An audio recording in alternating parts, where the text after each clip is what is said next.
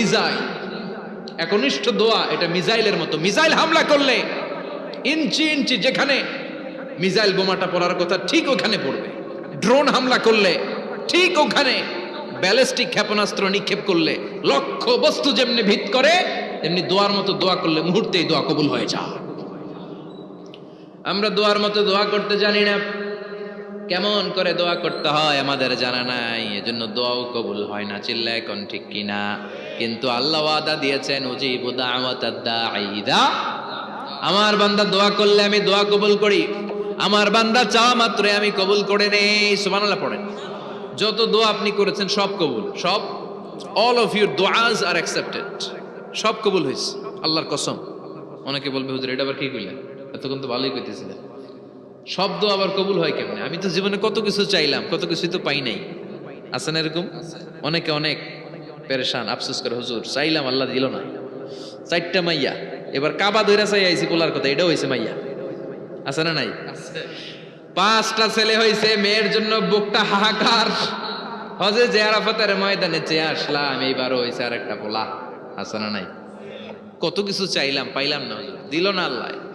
বলে না আপনার সব দোয়া কবুল, তবে কবুল হওয়ার 3টা সিস্টেম আছে। কয়টা?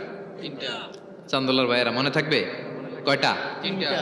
আপনি যত দোয়া করছেন সব কবুল, কারণ আল্লাহর কাছে কিছু চাইলে আল্লাহ ফিরাইয়া দিতে জানে না।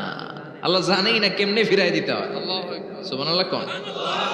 চাওয়া মাত্রই আল্লাহ বলে অ্যাকসেপ্টেড, যা কবুল, দিব দিব না এটা বলতে জানে না, চাওয়া মাত্রই বলে দিব। 3 সিস্টেম। নাম্বার 1, আপনি আল্লাহর কাছে দোয়া করলেন, চাইলেন, আল্লাহ বলে দিব, বলেই তিনি দিয়ে দেন আর আপনি খুশি হয়ে যান, পেয়ে গেলেন।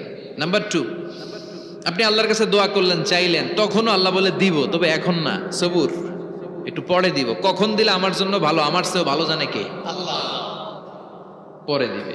নাম্বার 3, চাইলেন, দোয়া করলেন, আল্লাহ তখনও বলে দেব, তবে এখনো না, পরেও না, কিয়ামতের দিন যেদিন বিপদে পড়বে ওই দিন দেব। যেদিন তোর বাবা তোরে চিনবে না, তোর মা তোরে চিনবে না, বন্ধু বন্ধুরে চিনবে না, পীর সাহেব মুরিদরে চিনবে না, মুরিদ পীর সাহেবরে চিনবে না, ইমাম সাহেব মুসল্লিরে চিনবে না, মুসল্লি ইমাম সাহেবরে চিনবে না, কেউ কাউরে চিনবে না। ওই কঠিন দিনে তোরে আমি বাঁচাইয়া দেব। তাইলে দোয়া যা করছেন ছোটবেলা থেকে আজকে পর্যন্ত, লস হয়েছে না লাভ? লস না লাভ? প্রতিদিন শতবার তাওবা ইস্তেগফার করতে রাজি আছেন? আল্লাহর জিকির করতে রাজি আছেন তো? আর বেশি বেশি দোয়া করতে রাজি আছেন?